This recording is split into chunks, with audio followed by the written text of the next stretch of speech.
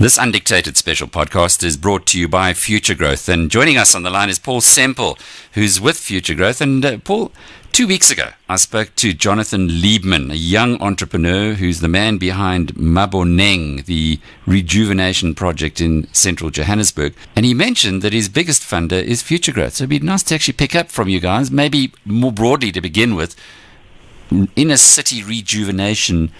Why is it an area that attracts you? Thanks, Alec.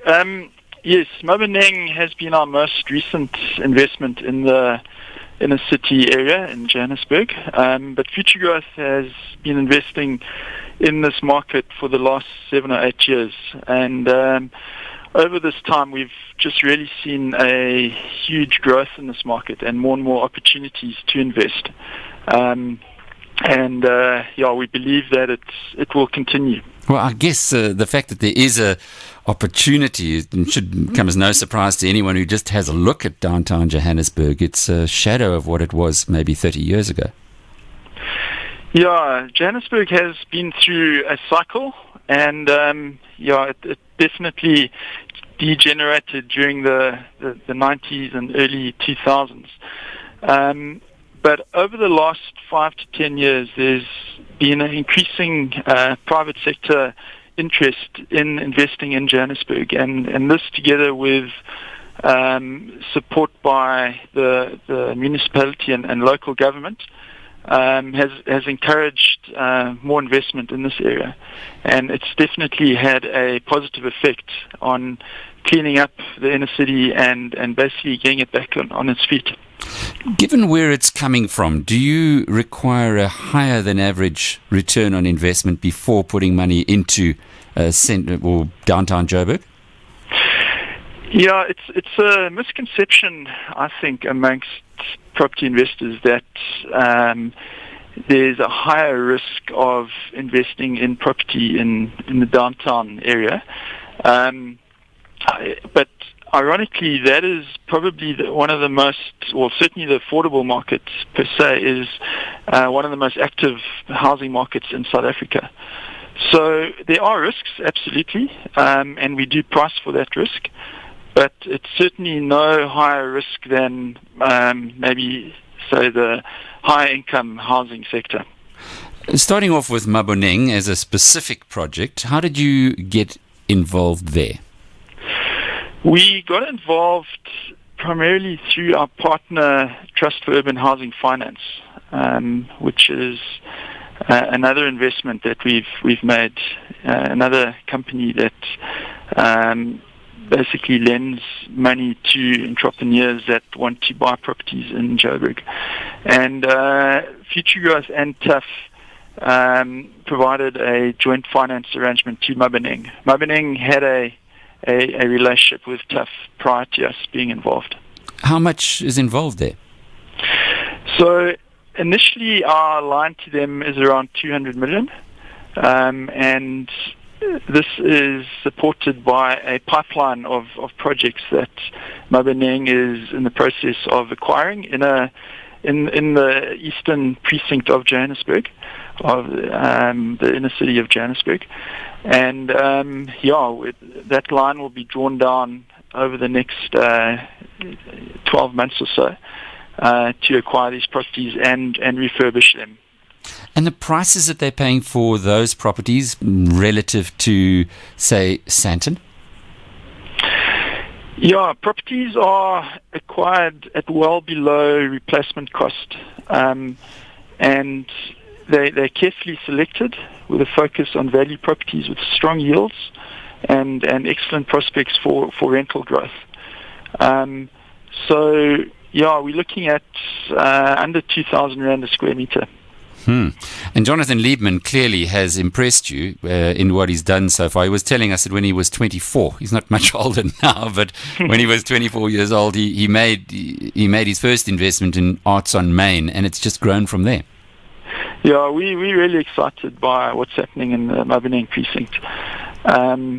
There's a lot of new buying and selling activity in that area that's been spurred on by the investment that Jonathan and his team are making.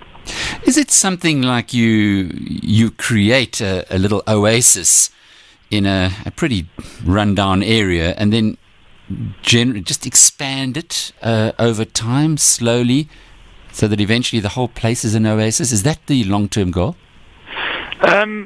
That's one angle, or one approach that an investor can use. But we've got other investors like GICA, for example, that has bought various properties throughout the inner city of Johannesburg and are now moving outside the inner city into the suburban areas. So it really depends, on the focus of the business and what their capacity is to manage buildings outside of a central area. Maboneng primarily commercial, in other words, business. Business and residential. There's a good mix of both. So you're seeing more and more people moving in to that area to rent and to buy in that area, as well as a lot of businesses and entrepreneurial activities starting up along the street frontages in that area. I suppose a major thing there is you have to have the city itself supporting you with services. Absolutely critical, Alec.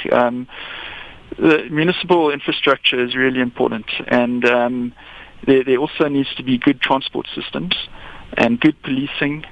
This will all help to eradicate that crime and grime that we spoke about earlier, that Joburg went through in the 90s. And it will definitely attract private sector investment if there's that support by local government. Maboneng is in many ways the flag waver for inner city investment in Johannesburg, but it's not the only one that you're involved with. No, we're involved in various entities. I mean, we've invested debt and equity into GICA. We've also supported Trust for Urban Housing Finance. They provide loans to property investors. Maboneng, Cosmopolitan Housing, who are building contractors and developers. And we've also invested in AfriCrest, which is a commercial property investor, much along the same lines as what we've been talking about in the residential sector, but they buy commercial properties cheaply and upgrade them and re-tenant them and so on. And in total, the investment in downtown Joburg through these various channels? Our total is over 2 billion rand at this point in time over those 5 investments. You've got to ask, from an outsider's point of view, why? What is it that you're seeing that others aren't? Well, firstly, we're seeing great investment opportunities in terms of yields that are being earned on these investments. But maybe more than that, there's great social impact taking place. So it's on-the-ground impact. It's impacting people's lives. It's providing safe, clean, affordable accommodation to people that want to live closer to work.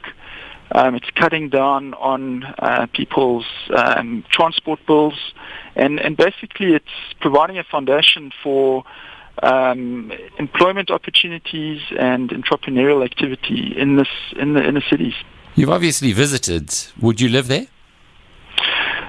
I would buy a property in Rosebank. I don't live in Johannesburg, but I certainly see it being a great investment opportunity.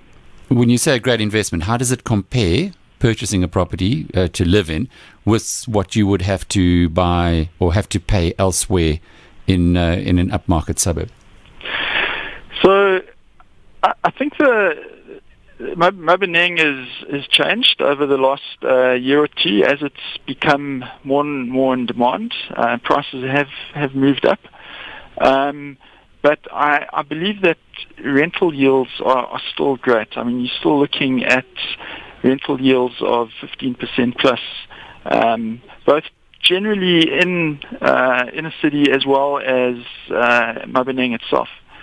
So yeah, I think it's a great investment opportunity to make. And the investment property is still available, clearly, because of the infrastructural support that you guys have been giving, and I presume others.